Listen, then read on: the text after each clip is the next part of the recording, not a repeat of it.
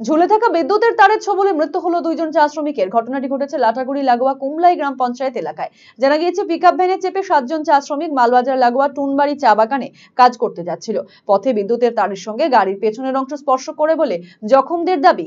বাকি 5 মহিলা 4 শ্রমিক অল্প বিস্তর জখম হয়েছেন, তবে তাদের প্রাথমিক চিকিৎসার পর ছেড়ে দেওয়া হয়েছে।